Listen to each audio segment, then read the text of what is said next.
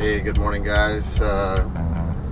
Today is Tuesday, and I am off work today from my regular job, so I am out to go do a little side job today. We are going to be moving some dirt around, cleaning up some trash. I went and picked up a skid loader last night, and I'm on my way this morning to go pick up a grapple attachment for the skid loader.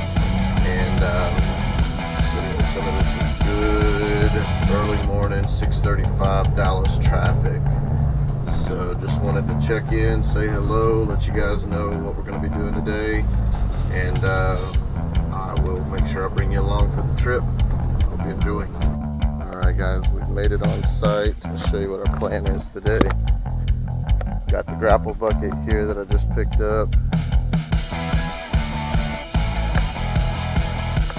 There's our trash can, skid steer. I'm going to be hauling off all this trash and then cleaning up that pile there next to the trash can.